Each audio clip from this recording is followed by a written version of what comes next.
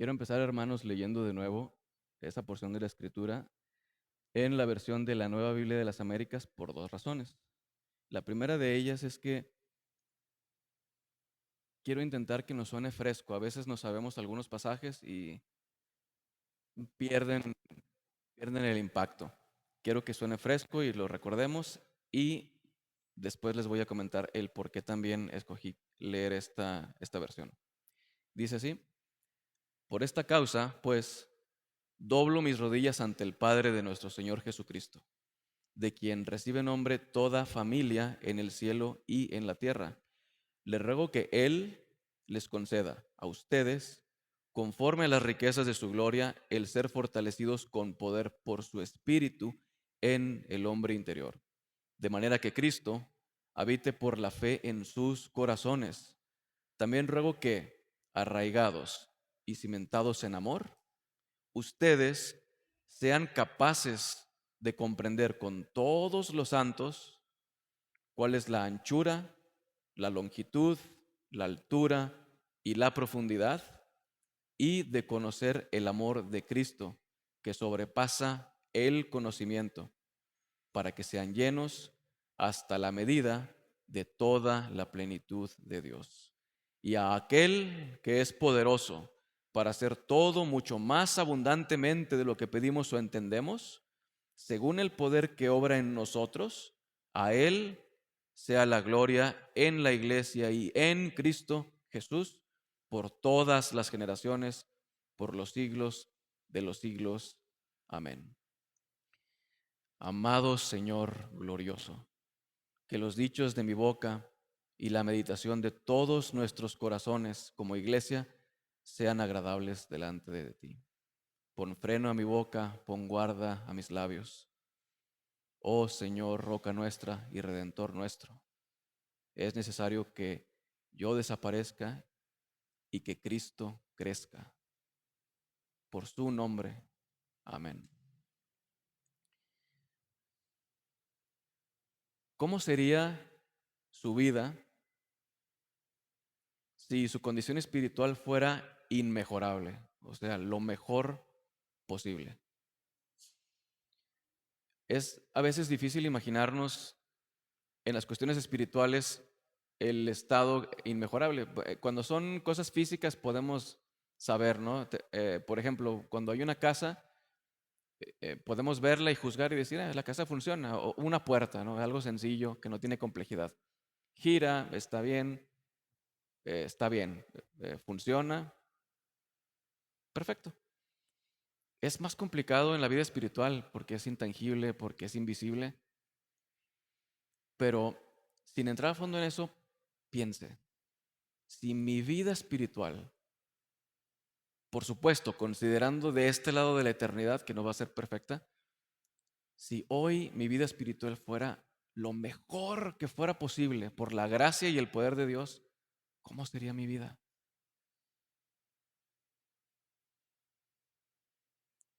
Otra pregunta, ¿qué pasaría si todos aquí, unánimes, como iglesia, tuviéramos una condición espiritual inmejorable en unidad? Entonces, la primera pregunta es, imagínese su propia vida lo más cerca del Señor, con la mejor relación con el Señor posible. ¿Qué desaparecería de su vida? ¿Qué sentiría? ¿Cómo viviría? ¿Cómo se conduciría? ¿Qué alegrías inmensas tendría? Pero la segunda es, si todo eso nos ocurriera a cada uno de nosotros, como iglesia, ¿qué pasaría aquí en Príncipe de Paz? ¿Qué pasaría dentro de este edificio? ¿Qué pasaría en la colonia centro de Torreón? ¿Qué pasaría en México, debajo del cielo? Porque si creemos en un Dios poderoso y creemos en un Dios poderoso, el impacto de una iglesia triunfante, llena del Espíritu Santo, yo creo que es eh, inconmensurable. No podemos medirlo. Creemos en un Dios poderoso. Yo con esta predicación tengo dos anhelos. Iba a ponerle meta, pero no me gusta la palabra meta, ni ambición. Tengo dos anhelos. Y son anhelos que cuando me sugirieron la idea de compartir, no tuve duda, inmediatamente supe exactamente de qué quería hablar. Uno de esos dos anhelos es pequeñito y bien fácil de lograr. Incluso lo voy a lograr aunque usted no quiera, porque voy a repetir la oración muchas veces, la oración de Efesios, y mi primer anhelo es que usted se aprenda una oración de la Biblia. O sea, descubrirla, exponerla detalladamente para que se la aprenda. Gracias. Ese es mi primer anhelo. Facilito. Que se aprenda una oración. El segundo es inmenso. Mi anhelo, hermano, hermana, es despertar en esta iglesia un hambre, una pasión por estar llenos de toda la plenitud de Dios en sus vidas individuales y que como consecuencia en nuestra congregación ocurra esto. El secreto es que esto se va a lograr, porque aunque es un anhelo inmenso, si usted se aprende la oración y la hace en su casa, el Señor lo va a hacer, porque de eso trata la oración. Para mí es fácil cargar esto, ¿verdad? Pero si yo trato de levantar esa maceta es un poco más difícil. Si yo, la semana pasada la hermana Jocabet me pidió que moviera una muy grande, apenas pude. Incrementalmente se hacen difíciles las cosas. Para Dios no es así. Y seamos conscientes de ello, ¿no? Porque mentalmente puede ser que equivocadamente pensemos, es fácil para Dios X cosa, cuidarme hoy de aquí a mi casa. Es fácil, pero no es tan fácil que Dios avive esta iglesia. No es tan fácil que Dios transforme la comarca lagunera, que Dios transforme el país, que Dios nos llene de su espíritu. No es tan fácil convertirme a mí, como estoy yo ahorita, en un héroe de la fe. Pero es un error pensar así, porque para Dios no hay nada difícil. Nada es un poquito más difícil que lo otro. Entonces, hagamos que ocurra, hagamos nuestra parte para que esto ocurra. Quiero hablarles sobre Efesios.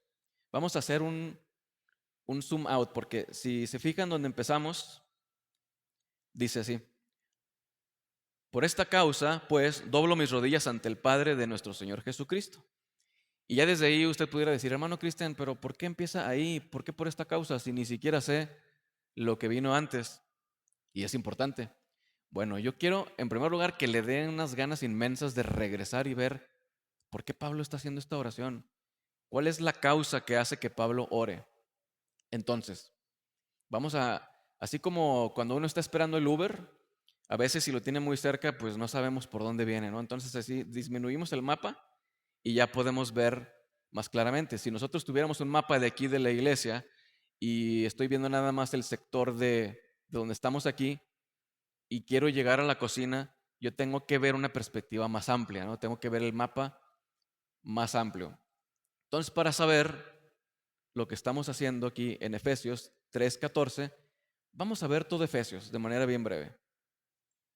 Porque estamos empezando como en algunas películas que empiezan por el medio. No sé si le ha pasado que ya está el protagonista justo donde acaba de ocurrir algo bien intenso y dice usted, ¿qué habrá pasado? ¿Por qué por qué está en esa situación, no? Entonces yo quiero que sienta eso. Bueno, ¿qué pasó antes de esta oración? Vamos a ver qué rodea nuestro texto. Para empezar, quiero que se enamore conmigo de Efesios. Efesios, ¿sabe usted? Yo no lo sabía, que algunos teólogos le llaman la reina de las epístolas.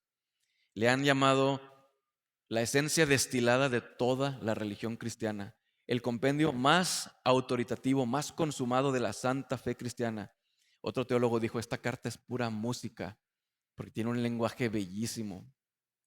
Fue la epístola favorita de Calvino. Un teólogo dijo, a este libro le debo mi vida. Y cuando yo leí esto, pude decir a mí, yo también. Mi vida fue transformada absolutamente, hermanos. En alguna ocasión, hace muchos años, yo estuve en una banca, en un lugar bien similar, como en la tercera banca, escuchando un mensaje. Y yo estaba en tal condición que no me movía la escritura. De hecho, recuerdo que ese predicador estaba hablando de algo que impactó mi vida pero mi primer pensamiento fue, no puedo soltar mi pecado para vivir eso. No puedo. Si suelto mi pecado, se va a destruir mi mundo. Y lo que hice fue que yo, reconociendo que ese mensaje era de Dios y era poderoso, desde que empezó el predicador yo dije, no, yo no voy a hacer eso. Así era mi vida. Pues Efesios fue fundamental para que el Señor me destrozara, me reconstruyera y ya no estoy donde estaba. Para la gloria de Dios, a Efesios yo también le debo mi vida. Hay un sentido de urgencia bien bello en la carta, hermanos. Efesios es una carta todoterreno. Déjenme le platico por qué. Cuando estaba investigando, descubrí que Efesios es considerado, cuando estudian la forma en que está escrito, hay personas que dicen, está tan bellamente escrito el Evangelio y el lenguaje es tan hermoso que incluso hasta es superior que lo que Pablo podía hacer. Esto es totalmente equivocado. Sabemos que lo escribió Pablo.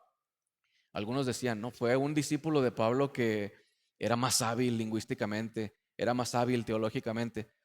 Pero es claro, si hubiera existido alguien con esas características, habría sido inevitable que fuera conocido. Imagínense, alguien más hábil que Pablo y con mejor teología, pues sería famoso y habría escrito alguna epístola. Además, también, ¿cómo podemos explicarnos que el autor de Efesios habló acerca de la necesidad de hablar siempre con la verdad? Es imposible, ¿no? Que alguien hubiera escrito diciendo soy Pablo y que no fuera Pablo. Pero esto nos habla de que Efesios tiene una cualidad tan bella que salta a la vista. Otra cosa es que también Efesios, a diferencia de otras cartas, no sé si lo han notado, hay saludos a personas específicas. En algunas cartas dicen, ay, salúdame a tal hermano, a tal hermana. En Efesios no hay esto. ¿Y por qué? Si Pablo vivió en Efesios. Bueno, la respuesta a lo que la mayoría de los teólogos concluyen es que Efesios era una carta circular. O sea, que en Éfeso había ciertas villas alrededor, rurales, en donde había nuevos creyentes. Entonces Pablo conocía como que a los de Éfeso, pero luego llega Epafras y le da el reporte de cómo estaban algunas iglesias y es fácil pensar que como respuesta a ese reporte, Pablo escribió Colosenses y Efesios y se las dio a Tíquico, porque se menciona que Tíquico es el emisario de algunas cartas, él las lleva y va a llegar a algunas congregaciones. Pero puede explicarse que Pablo no mande saludos especiales a algunas personas porque esta carta, cuando se dice carta circular, es una carta que mandó para varias iglesias. Léela en varias iglesias. Y luego Pablo no conocía personalmente a esas personas. Entonces yo me pongo en el lugar de Pablo y pienso en mis hijos y pienso, si yo estuviera escribiendo ahorita algo que mis hijos van a leer y yo no tuviera la oportunidad de impactarlos personalmente, voy a echarle todo el power a la carta, ¿no? Voy a poner todo lo que yo sé, todo lo que yo puedo, todo lo que traigo, lo voy a poner ahí. Y Pablo escribió así Efesios. Efesios tiene tanta teología y tantas cosas hermosas compactadas que no hay ni una sola palabra que no tenga una importancia así, un impacto fenomenal, ¿no? Es Pablo escribiendo, ¿cómo puedo decir todo lo que necesitan saber estos hermanos que amo y que no conozco y que no voy a poder visitar? ¿Cómo le hago para que tengan todo el evangelio? Entonces escribió Efesios. Y lo escribió bellísimamente. Entonces, haciendo zoom in ahora, regresemos de nuevo a donde estábamos. O bueno, antes de eso, en su casa, le ruego que lea Efesios 1. Es una cosa de locura, hermano, porque hay partes que son bien difíciles de leer. Efesios 1, si usted se fija en cómo está escrito, hay una parte en la que hay 12 versículos que son un solo enunciado. Un enunciado de 12 versículos. Es complicado, incluso requiere muchísima atención para entenderlo de verdad. A veces hasta hay que apuntarlo y decir, bueno, ¿cómo está relacionada esta palabra con esta otra palabra? Y cuando vemos ese compactado capítulo lleno de verdades espirituales bien impresionantes y magníficas, Es imposible que si uno llega a Efesios 1 y lo lee de todo corazón, no sea movido a alabanza. Efesios, para también otra cosa que sepa, está bien padre porque está escrito de manera, a la mitad justo, cambia. Efesios del capítulo 1 hasta la mitad es como pura teología. Pablo hablando de las verdades del Evangelio, hablando de la importancia de Cristo, lo que logró Jesús, los planes que tenía Dios desde la eternidad, lo que quiere lograr, todo así, las ideas hermosas. Y después a la mitad justito ya es la forma práctica en que debemos de vivir. Es decir, Pablo está diciendo primero, todo esto es lo que es el Evangelio, todo esto es lo que Jesús logró, todo esto es lo maravilloso que consiguió para nosotros. Y por consiguiente, ustedes tienen que vivir de esta manera. Y ya se va específico y práctico. Si se acuerdan, es en Efesios en donde se nos dice cómo debemos ser como padres, cómo debemos ser como esposos, cómo debemos conducirnos en nuestra vida práctica. Entonces ahí también se ve que Pablo tenía esta urgencia de decirles todo lo que podía decirles a los congregantes de todas estas villitas rurales alrededor de Éfeso y en Éfeso. Otra cosa bien interesante, no me voy a meter en ello, es el contexto histórico. A grandes rasgos, porque estudié muchísimo y está bien fascinante, pero a grandes rasgos, Éfeso era bien diferente a Torreón en varias cosas. Era bellísimo, yo amo mucho Torreón, pero Éfeso estaba bien bello. Era un puerto próspero. Tenemos razones para pensar que les iba bien a todos los de Éfeso. Incluso hay manuscritos que hablan de plateros. Había ¿cómo se dice? Un sindicato de gente dedicada a la artesanía en plata. O sea, eran alta sociedad. Y luego otra cosa también muy interesante es que la idolatría. ¿Se acuerdan en Hechos que gritan, grande es Diana de los Efesios? Había pasión por la idolatría. De hecho, el templo de Diana lo habían derrumbado y lo reconstruyeron. ¿Y saben cómo lo reconstruyeron? Los efesios de su propio dinero, porque tenían mucho billete todos, reconstruyeron el templo, lo hicieron más grande, albergaba 20,000 personas. Y un detalle interesante, tenían tanta pasión y tanto dinero por reconstruir el templo que Alejandro Magno se ofreció a ayudarles y le dijeron, no, no te necesitamos. Tenemos dinero y nosotros vamos a hacer nuestro templo de nuestra Diana, de nuestra Artemisa, también era el nombre en griego. Entonces, imagínense, en una ciudad en donde hay prosperidad y todos tienen dinero y hay idolatría, qué difícil ser seguidor de Cristo, ¿no? Porque es más fácil cuando alguien tiene hambre, ¿no? Yo le comparto el evangelio a veces a algunas personas cuando, por ejemplo, les hablo así brevemente del Señor cuando van a la casa a veces a pedir ayuda. Y creo que se tienen que aguantar porque como todavía no les doy el billete, me escuchen, ¿no? Además, si tienen necesidad, son más sensibles. Bueno, cuando alguien tiene mucho dinero, el Señor Jesús mismo lo dijo, ¿no? Es más difícil que un rico entre al reino de los cielos. ¿Por qué? Pues porque se sienten autosuficientes y más fácilmente dicen, yo no necesito eso, gracias. No me hace falta nada, no necesito tu Dios. Y si aparte de tener dinero, tenían su Diana, entonces era desafiante, ¿no? Lo cual a mí me alienta porque el impacto de la carta de los Efesios, que estuvo diseñada con todo el amor, con toda la pasión de Pablo, queriendo decir todo lo que podía decir a un lugar en donde iba a ser difícil llegar al corazón de las personas, como que tiene muchísimo power, ¿no? Entonces, pues también eso me alienta a que haga un impacto en nuestras vidas. Entonces ahora regresemos a nuestro pasaje. Ya les había compartido que antes de donde estamos, Pablo expone así en todo el capítulo primero de Efesios todo lo que logró Cristo, todo lo que hizo, y es una alabanza, es una explosión. Incluso algo que notamos en Pablo, y aquí podemos ver su afán, es que expone y dice, hermanos, todo esto es lo que logró Jesús, es lo que hizo desde antes de la fundación del mundo, nos escogió para adoptarnos, en Él tenemos herencia, nos bendijo con toda bendición espiritual. Y luego ora, versículo 15, por esta razón, y está orando, le ruego a Dios que les revele, que les meta en la cabeza todo lo que esto significa, que les abra los ojos. Y luego de nuevo, otra parte de teología, porque les dio vida a ustedes que estaban muertos y nos hizo una familia y separó la división entre judíos y gentiles, y está Pablo emocionado y vuelve a orar.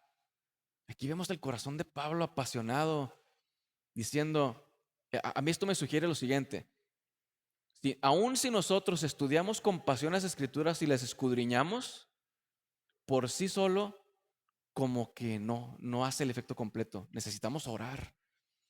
Pero si contemplamos nuestra vida y vemos que no estamos estudiando las Escrituras diligentemente y no oramos, estamos bien amolados, ¿no? Entonces, hagamos esto. Estudiemos las Escrituras con pasión y oremos. Estudiamos, oramos, estudiamos, oramos.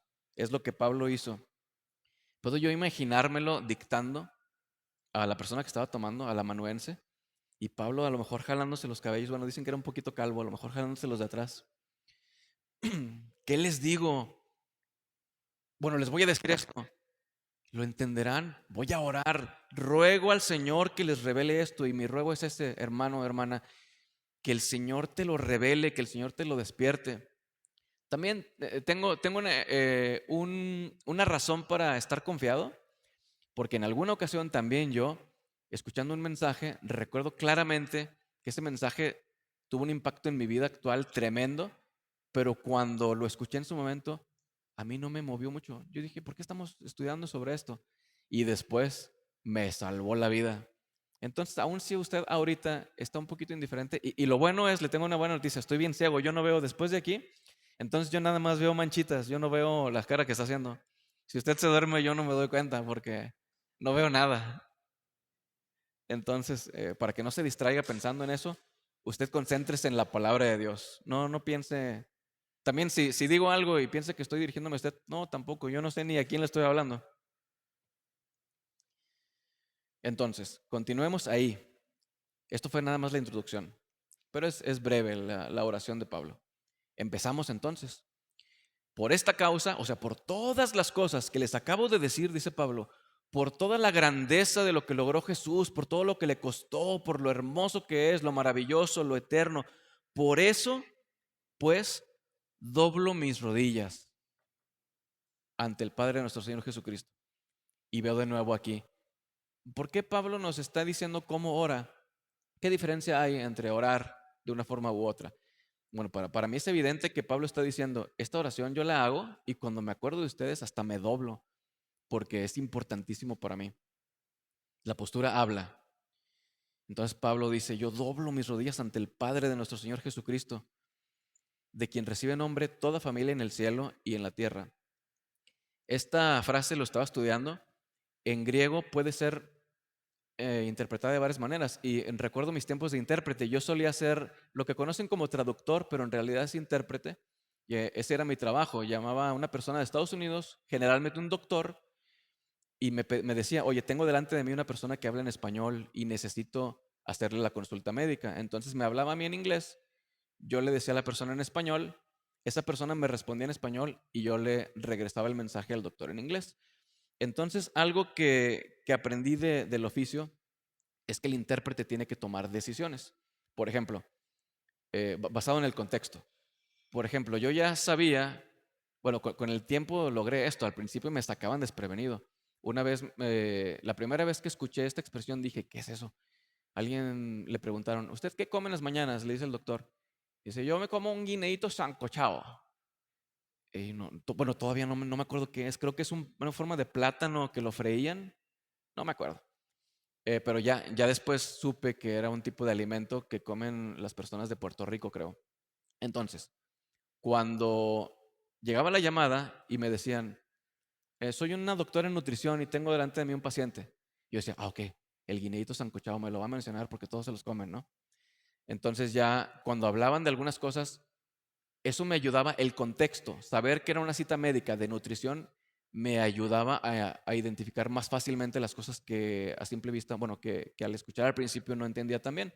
Si mencionaban un nombre raro, yo decía, pues ha de ser una fruta o ha de ser un guiso. Entonces a mí me ayudaba el contexto a decidir qué significa. Otra cosa que aprendí es que en las citas médicas a veces se me enojaban los doctores porque la persona decía, me duele la cintura y se tocaban acá. Entonces yo le decía al doctor en inglés, le duele la cintura.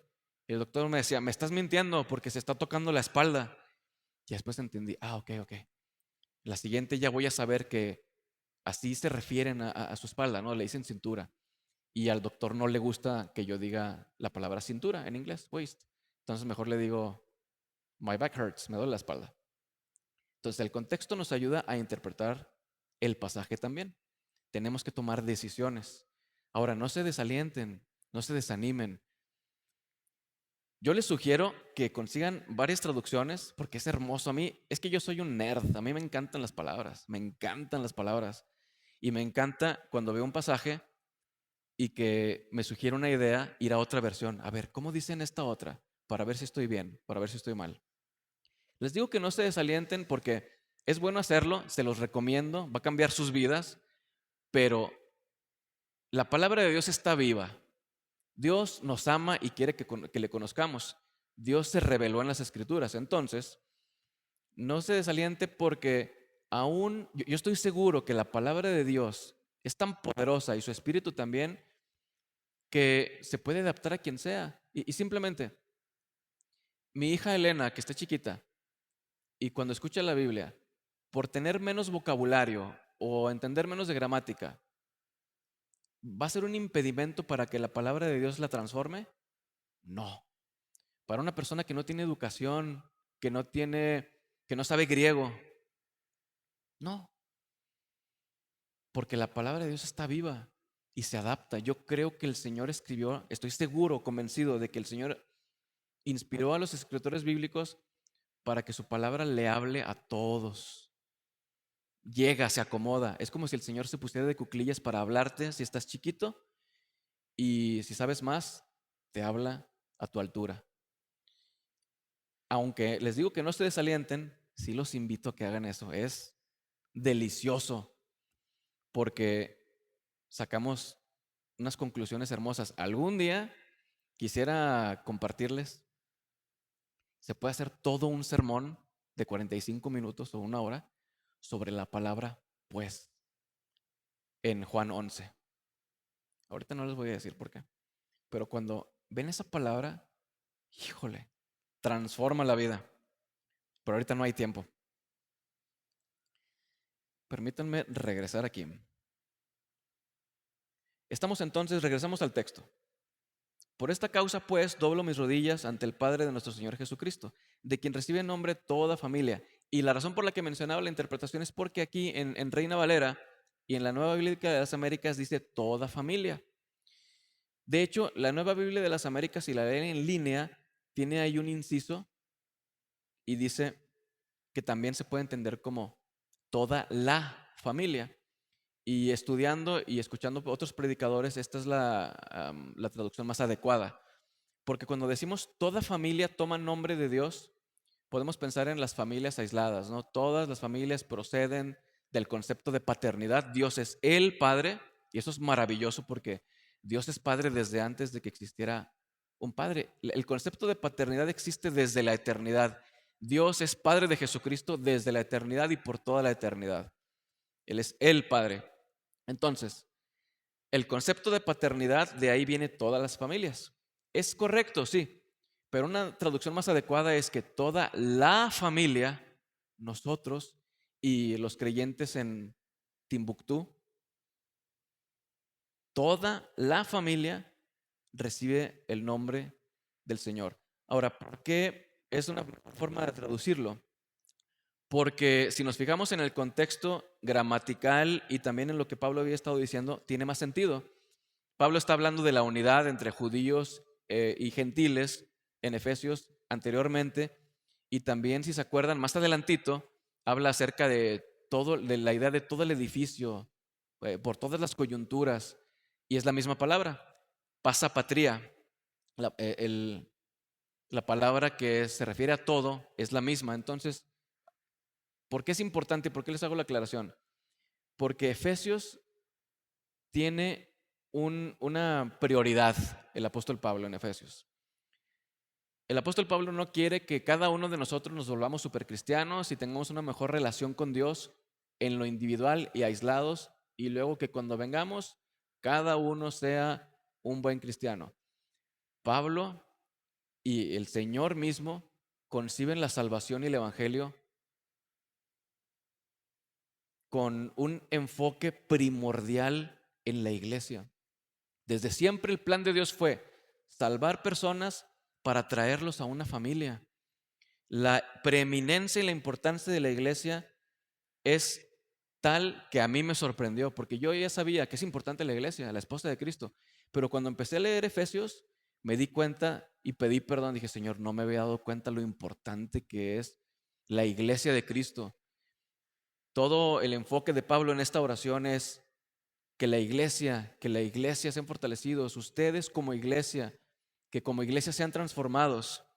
Y es otro anhelo que también tengo, que nos amemos, que nos unamos, que crezcamos todos hacia el Señor, pero como un conjunto. Una vez escuché un terapeuta cristiano hablar acerca de cómo una relación matrimonial es como un triángulo en el que en este vértice está el esposo y en este otro vértice está la esposa y acá está Dios. Y si ambos se acercan a Dios, ¿qué pasa? Se unen ellos. Si usted se une al Señor y por acá otro hermano se une al Señor, usted se va a unir a su hermano. Yo tengo la ventaja de que tengo poco tiempo viniendo y a algunos casi ni los conozco, entonces a todos los amo igualito, no tengo consentidos. Sí, creo que no. Bueno, no, a todos los amo, a todos los amo. Y ese es mi anhelo, que nos unamos. Es lo que Dios quiere y aparte es algo bueno para nosotros.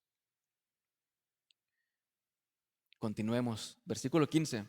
Estábamos, de quien recibe nombre toda la familia en el cielo y en la tierra. Ah, qué hermoso que la familia también incluye a los que están en el cielo. También, ay, qué hermoso que Pablo, soy de la misma familia que el apóstol Pablo, que Abraham, que Jacob. Y luego versículo 16. Le ruego que Él, o sea, Dios, les conceda a ustedes, conforme a las riquezas de su gloria, el ser fortalecidos con poder por su espíritu en el hombre interior. Vamos a leer de nuevo, fíjense, para que tomen todo el impacto de la oración. Por esta causa, pues, doblo mis rodillas ante el Padre de nuestro Señor Jesucristo, de quien recibe nombre toda la familia en el cielo y en la tierra. Le ruego que Él les conceda a ustedes, conforme las riquezas de su gloria, el ser fortalecidos con poder por su espíritu en el hombre interior.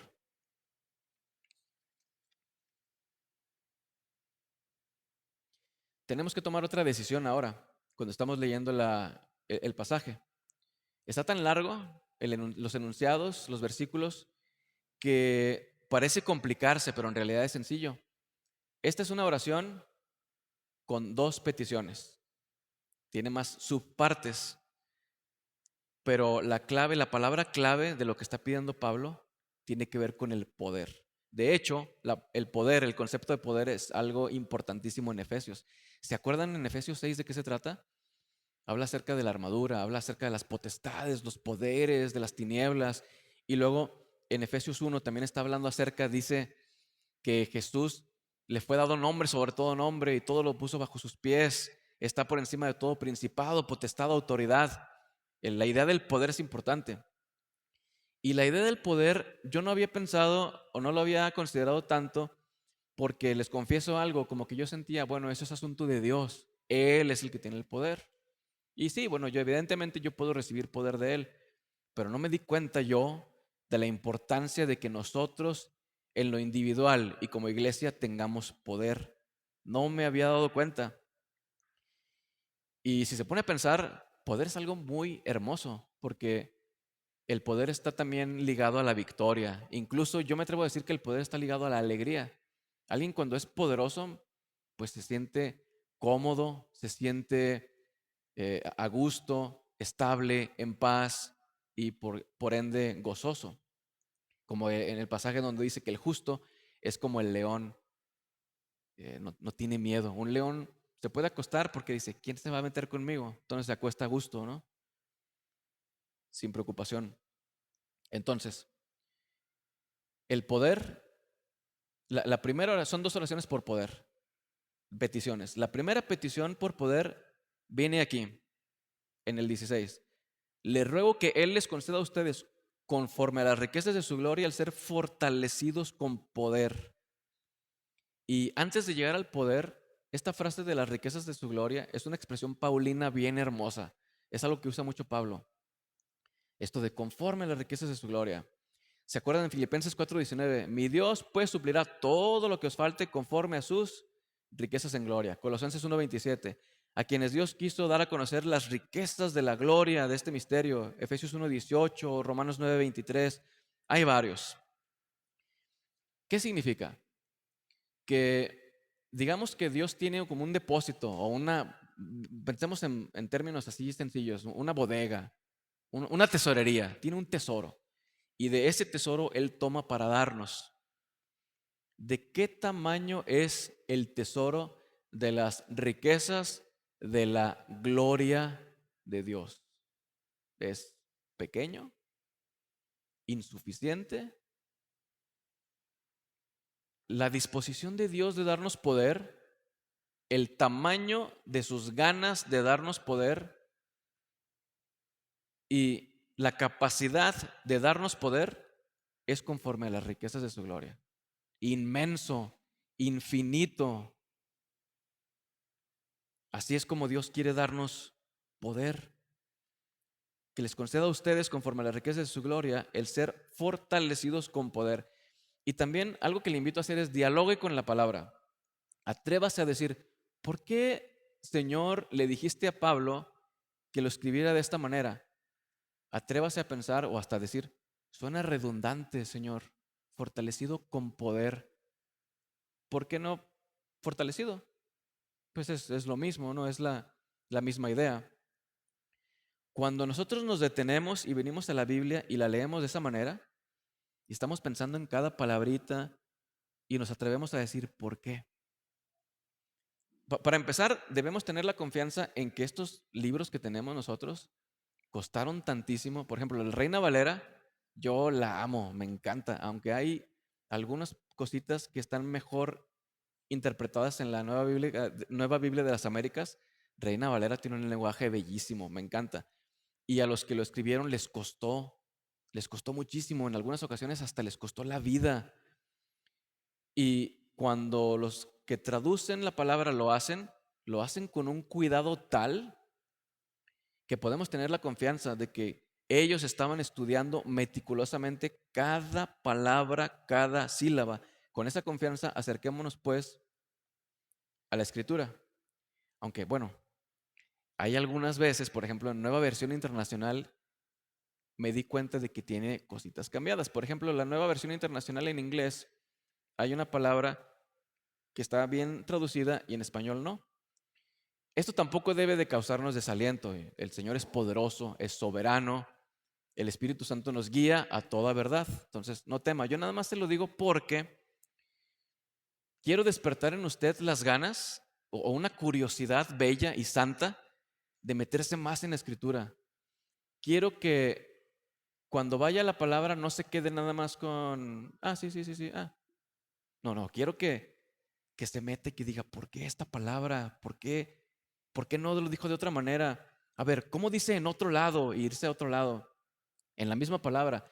Los comentarios son otra cosa, porque los comentarios ya son interpretaciones y es bueno a veces apoyarse cuando uno ya estudió la palabra y ver qué dijo alguien más. Pero vayamos a la Biblia y cuestionemos y tengamos un diálogo con la Biblia. Entonces el diálogo que podemos tener aquí es preguntar, Dios, Señor, ¿por qué le dijiste a Pablo fortalecidos con poder? ¿Por qué no fortalecidos? Y podemos darnos cuenta de que el énfasis ahí está en que Pablo lo que está queriendo hacer claro es que nos va a fortalecer dándonos poder. No nos va a fortalecer dándonos ánimos, echándonos porras.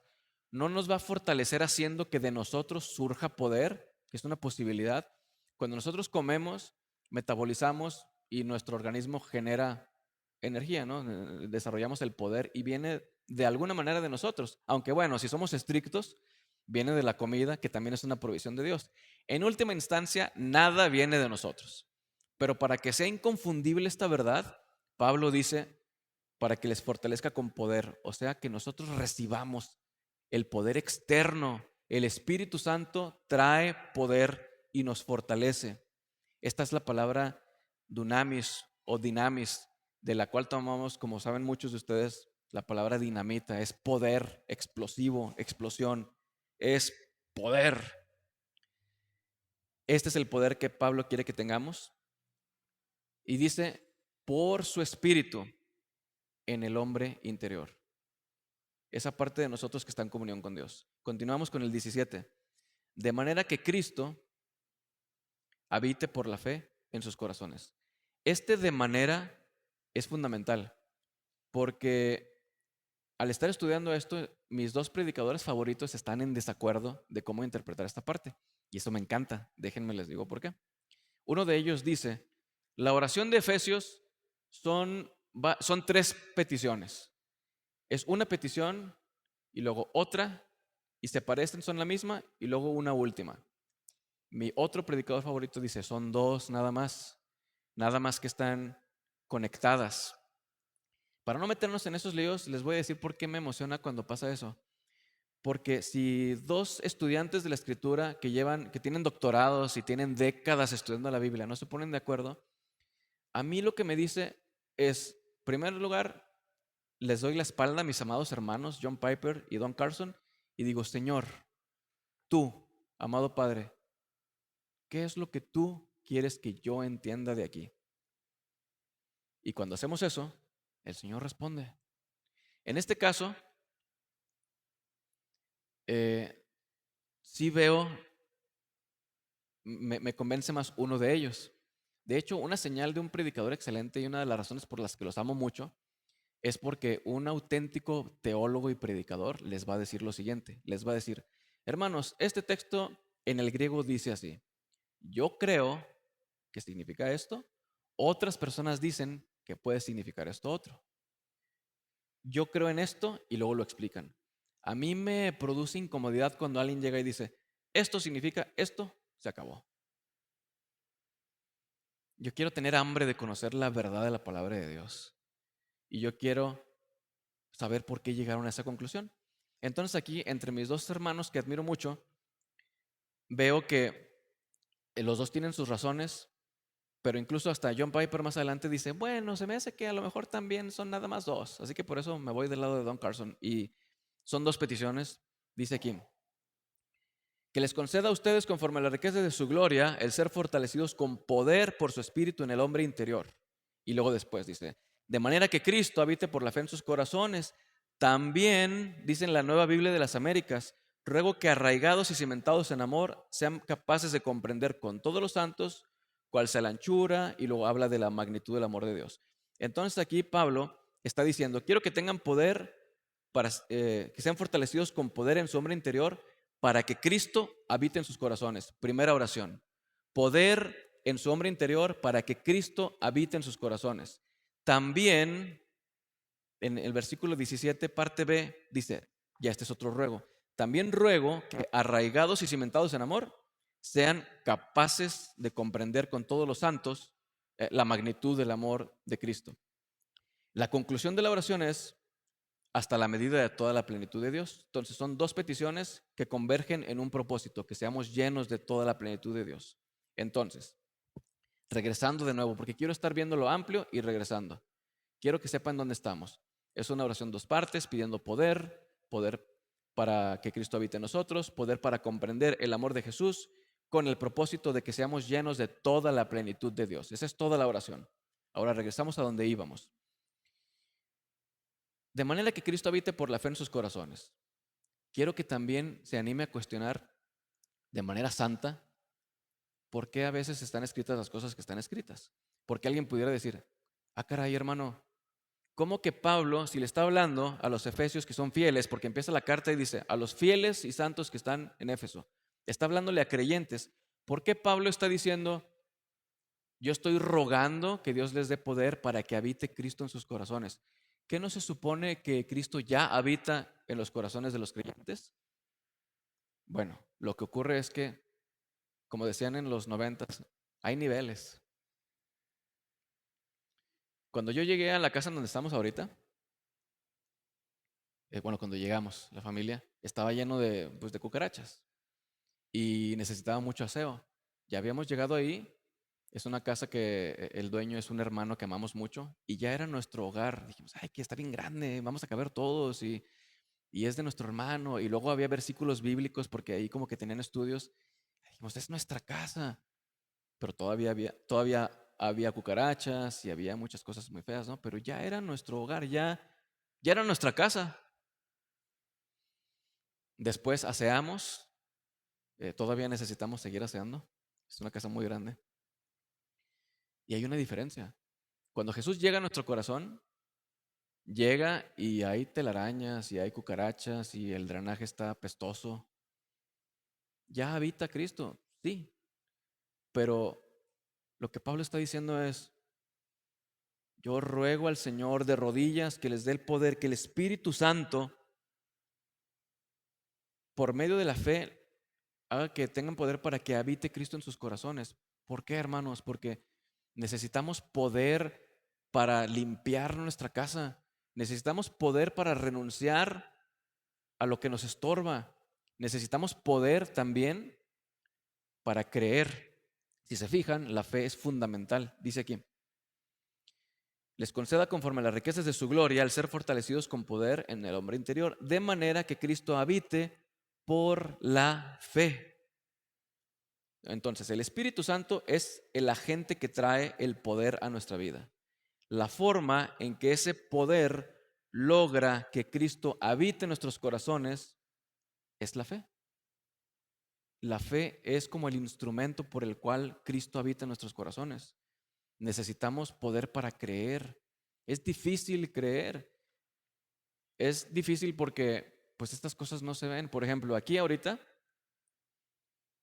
está el Señor Jesús. El creador del universo está aquí. Estamos haciendo algo agradable. Estamos haciendo algo en este momento que tiene ecos eternos. Los ángeles están contemplándonos, diciendo, ahí está reunido el pueblo de Cristo Jesús. Y sin embargo, si volteamos a ver aquí, todo se ve ordinario, ¿no?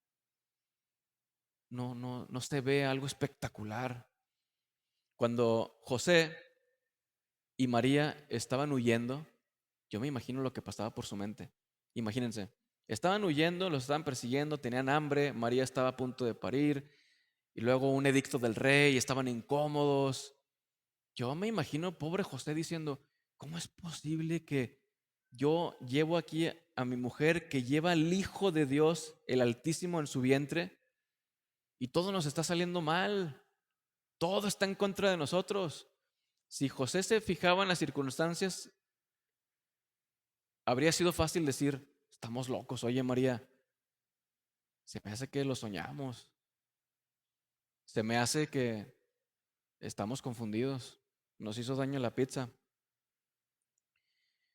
Pero si Dios hubiera corrido, hubiera tomado el velo invisible que divide las cosas espirituales de las físicas y lo hubiera hecho así, José habría podido ver batallas en el cielo, las huestes, el poder de Dios moviendo el corazón del gobernador para que moviera todas las personas al censo, para que se cumpliera la escritura. O sea, había cosas pasando detrás en donde no vemos. Detrás, hermanos, hay velos y cortinas en todos lados y detrás están pasando cosas inmensas. Entonces, Pablo dice, le pido a Dios que tengan poder, para que tengan fe, para que por la fe habite Cristo en sus corazones, para que habite bien, para que Cristo habite cómodo en su corazón, para que no esté así como, ay, ahí es la cucaracha del orgullo, del pecado, de la lascivia, de la enemistad. Poder para que Cristo habite en nuestro corazón. Versículo 17, la parte B. En Nueva Biblia de las Américas dice, también ruego que arraigados y cimentados en amor, detengámonos ahí. Esta es la segunda petición.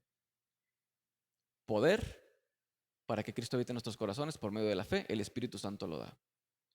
Segunda petición. Que estando arraigados y cimentados en amor, dice, ustedes sean capaces. En Reina Valera dice, sean plenamente capaces. Aquí la palabra es también poder, nada más que es otra. En griego es iskis, dunamis es poder explosivo. ¡Pah! Iskis es potencial, capacidad. Yo tengo la capacidad de caminar, ya no tengo la capacidad de correr como antes, o sea, ya no tengo el poder.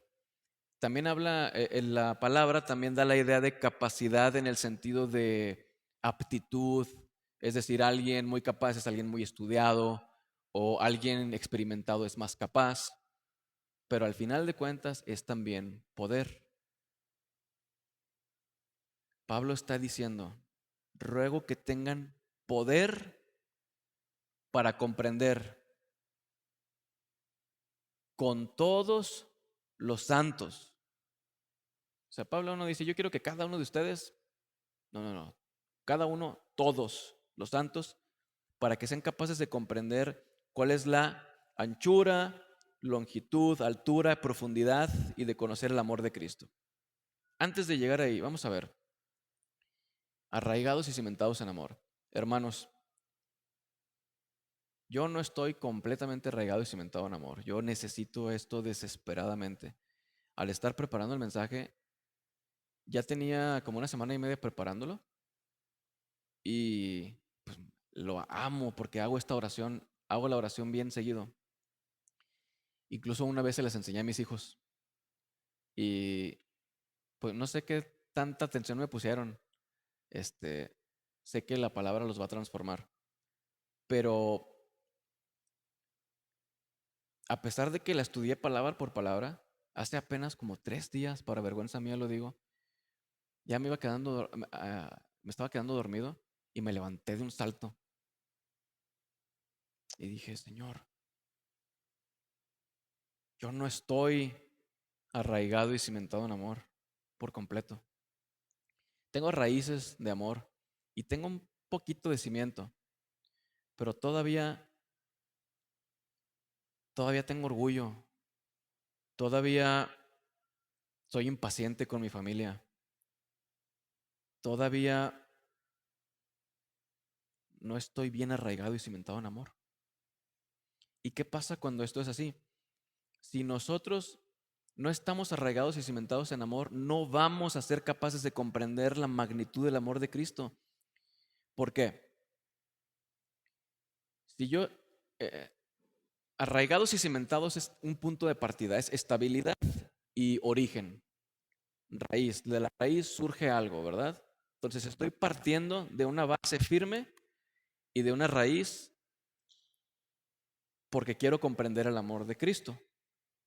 Pero si yo no estoy arraigado y cimentado en amor, si parte de mi raíz es egoísmo, pecado, orgullo, ¿qué es lo que va a pasar?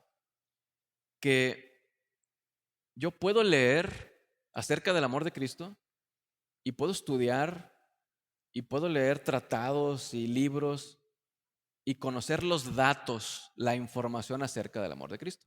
Incluso yo creo que si agarramos a alguien en la calle y le decimos, ¿de qué tamaño es el amor de Cristo? Nos va a decir casi lo mismo que dice aquí, aunque ni lo conozca. Va a decir, no, grandísimo, inmenso, del tamaño del universo. Y es cierto. Pero ¿qué es lo que falta ahí? Es como, por ejemplo, cuando yo le puedo decir a alguien, le puedo mandar por correo a alguien que no conozca a Elena toda la información acerca de ella. Le puedo decir cuánto mide, de qué color son sus ojos, le puedo mandar datos de su perfil hemático, de su sangre, son puros datos, ¿no? Y esa persona puede saber exactamente todo. Yo ni siquiera sé cuánto mide ahorita. Y esa persona puede saber cuánto mide mi hija y el color de su cabello y cuándo nació y todos los datos de ella. Eso no significa que la conozca. Puede ser que nosotros sepamos aquí cómo es el amor de Cristo y que no lo conozcamos. Entonces Pablo, sabiendo eso, dice: yo ruego que ustedes tengan el poder de comprender con todos los santos cuál es la anchura, la longitud, la altura y la profundidad, y de conocer el amor de Cristo, que de hecho, si se fijan, dice que sobrepasa al conocimiento. En Reina Valera dice sobrepasa todo conocimiento. Es otra cosa que prefiero aquí, porque de hecho la expresión, cuando decimos todo conocimiento, pudiera ser que está comparándolo. Es decir, el amor de Cristo, el conocerlo, es superior que cualquier otro tipo de conocimiento. Y amén, por supuesto que sí. Pero la idea más bien es que sobrepasa la idea, el concepto, lo que es conocimiento. Lo que sea conocimiento, no alcanza para comprender el amor de Cristo. Porque podemos tener datos, información acerca del amor de Cristo, pero lo que debemos hacer es conocerlo, sentirlo. Y si se fijan en la oración de Pablo, nos está diciendo cosas sin decirlas. Ahorita les digo a qué me refiero. La conclusión de la oración es que está orando esto: poder para que Cristo habite en nuestros corazones, poder para que podamos comprender la magnitud del amor de Cristo, para que seamos llenos hasta la medida de toda la plenitud de Dios. Ese es el propósito. Toda la plenitud de Dios. Es la idea de perfección, y tenemos que venir a la palabra de Dios y permitir que la palabra de Dios cree en nuestra mente categorías que antes no existían. Por ejemplo, yo sé que no existen los elefantes rosas, pero si en la Biblia dijera que existen, yo tengo dos opciones. Yo tengo la opción de decirle: yo sé que no existen. O tengo la opción de decir: la Biblia lo dice, no me importa si no lo he visto, existen. Y es lo que debemos de hacer siempre con la palabra de Dios. Nosotros no podemos limitar a la palabra de Dios a nuestra experiencia o a nuestro entendimiento. Es lo que pasa con muchas personas que tienen una doctrina distinta a la reformada. Ellos dicen: no, no es posible que Dios escoja a algunos y a otros no, no, no, no. Lo que en realidad quiere decir es esto otro, y lo explican, ¿no? Están agarrando la palabra de Dios y la están así metiendo a fuerza en un molde de su propio entendimiento, lo están limitando con lo que ellos. Un ejemplo clarísimo. ¿Recuerdan que en el Antiguo Testamento varias veces dice que Dios se arrepintió? Bueno, yo he visto algunos predicadores muy bien intencionados que tratan de disculpar a Dios y que tratan de decir: no, no, no, lo que en realidad significa es esto. Yo les voy a decir algo: yo no sé bien qué significa. Lo que sí sé es que en la palabra de Dios es la forma en que está decidiendo expresar lo que pasa, y tengo que, aún sin entenderlo por completo, crear la categoría porque la Biblia me está enseñando que eso ocurre. No tengo que explicar y decir: no, eso no tiene lógica, en realidad significa esta otra cosa. Yo tengo que venir a la Biblia en sus propios términos. Entonces, la plenitud de Dios. Ya me voy a apresurar para terminar. Sabemos todos que de este lado de la eternidad no vamos a lograr la perfección. Lo sabemos. No tenemos que ser teólogos ni estudiar mucho la palabra de Dios. Lo sabemos. Sin embargo, si usted se fija, a lo largo de la palabra de Dios hay categorías. Hay categorías acerca de cierta perfección. Así como hay niveles de habitar Cristo, Cristo habita en nuestros corazones de una manera, pero hay otra forma en la que puede habitar mejor aún. También, por ejemplo, otro donde podemos ver esta diferente forma de categoría. ¿Se acuerdan que Pablo dijo en un versículo que él quiere conocer a Cristo y el poder de su resurrección? ¿Significa que Pablo no conocía a Cristo? No, significa que quería conocerlo mejor. Bueno, volviendo al tema de la plenitud de Dios, a ver si les resultan familiares algunos de estos. Son muchísimos, no los voy a leer todos. En la Biblia nos enseña que sí hay una forma de perfección o de plenitud o de algo completo, aunque no está completo ni es perfecto. El apóstol Pablo dijo en 2 Timoteo, he peleado la buena batalla, he acabado la carrera. Todavía no había muerto. El Señor Jesús, antes de morir en la cruz, dijo en Juan 17, yo te he glorificado, he acabado la obra que me diste. ¿Estaba mintiendo Jesús? No, claro que no. Pablo, no. Pero hay cierta forma en la que la Biblia nos enseña que hay cosas completas. Filipenses, así que todos los que somos perfectos, esto sintamos. Colosenses 4:12, siempre rogando encarecidamente por vosotros en sus oraciones para que estéis firmes, perfectos y completos. 1 Corintios 2:6, sin embargo, hablamos sabiduría entre los que han alcanzado madurez, y esta palabra madurez da la idea de perfección.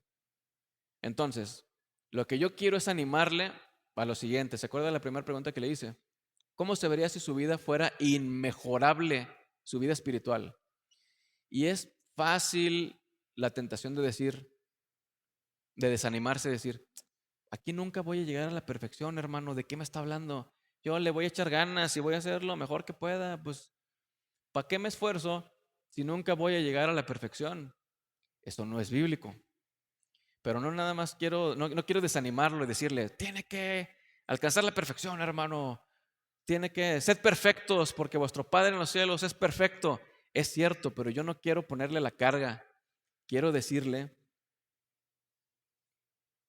que el cristianismo, a diferencia de otras religiones, no se trata de una lista de cosas que usted tiene que hacer y otra lista de cosas que usted no debe de hacer.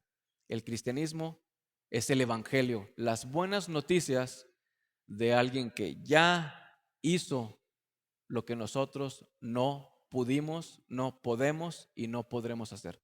Jesús lo hizo. Amo esa frase, creo que fue Martín Lutero, que cuando estaba viendo la magnitud del evangelio, o él mencionó a alguien que dijo, entonces, ¿significa que yo ya no tengo nada que hacer? Y en cierta medida, sí, ya todo lo hizo Jesús. Por supuesto, como consecuencia de una relación con Él, vivimos por fe, avanzamos a la estatura del varón perfecto, hay cosas que hacemos. Pero en última instancia, Jesús ya hizo todo. Entonces, yo le invito a que no se desanime pensando, aquí no hay perfección, no voy a luchar por ella. Yo le animo a que busque esto, porque ¿por qué estaría Pablo orándolo si no fuese posible? Dice que está orando para que seamos llenos de toda la plenitud de Dios. Y en su casa estúdielo o en su casa medítelo. ¿Qué significaría para usted tener toda la plenitud de Dios? Toda la plenitud de Dios. Todo lo que Dios es, todo lo que Dios le ama, todo lo que Dios quiere que tenga, todo lo que Cristo logró, todas las bendiciones espirituales, toda la autoridad, toda la paz, el fruto del Espíritu, todo, todo, todo, toda la plenitud de Dios. ¿Cómo se vería su vida?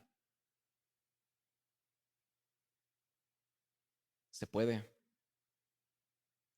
Debemos de perseguirlo, se puede.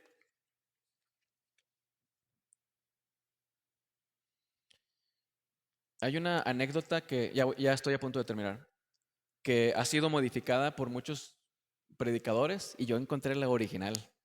No es por presumirles. Eh, Dicen que Charles Spurgeon visitó a una mujer muy pobre. A lo mejor ya lo han escuchado.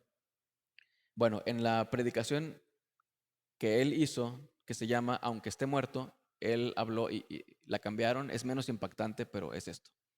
Cuenta Charles Spurgeon de un matrimonio que un caballero visitó un matrimonio, unos ancianos, eran muy pobres, y vio en la casa de estos ancianos pobres un documento enmarcado en la pared. Lo vio y dijo, ¿qué es esto? Y él lo revisó y se dio cuenta de que era un billete francés de 1000 francos. Y les preguntó a los ancianos, ¿cómo llegó esto a sus manos? Le contaron que un pobre soldado francés había sido acogido y cuidado por ellos hasta que murió. Y que al morir, él les había dado aquel pequeño cuadro como un recuerdo. Ellos pensaban que era un recuerdo, un souvenir, un adorno. Vamos a acordarnos del pobre soldado francés que cuidamos. Estaba adornando la pared. Obviamente se sorprendieron muchísimo cuando se les dijo que era un billete que para ellos era una pequeña fortuna. Así somos nosotros. Nosotros tenemos cosas, riquezas, poder, autoridad, la plenitud de Dios que no hemos experimentado. Hay una vida que usted ya tiene que no está experimentando, hermano, hermana, que a Cristo le costó, que Cristo ya completó, que Cristo ya tiene y usted no la ha vivido, no la conoce. Yo no sé qué se siente tener tanto dinero que pueda comprar todo lo que yo quiera. Yo no lo sé. Y es una vida que no me imagino. Y los ancianos han de haber pensado, wow, les ha de haber impactado muchísimo. Tenemos una fortuna. Entonces a mí me emociona mucho más que el dinero pensar, ¿cómo sería mi vida si yo adquiero todo lo que Cristo logró y tiene para mí, todo lo que Dios es, la plenitud de Dios? Hermano, busquémoslo. Y con esto cierro. La última parte de esta oración es una doxología. Otra vez Pablo está orando y luego está alabando. Recuerde, Pablo empieza Efesios, le quiere decir todas las cosas a los efesios y empieza diciéndoles todo lo glorioso que logró Jesús, lo hermoso que es. Léalo, se lo ruego en su casa. Y luego dice, y por todo esto tan hermoso, yo me doblo de rodillas y le pido que les dé Dios el poder para que Cristo habite en sus corazones. Les ruego que cimentados y regados en amor puedan comprender la magnitud del amor de Cristo para que sean llenos de toda la plenitud de Dios.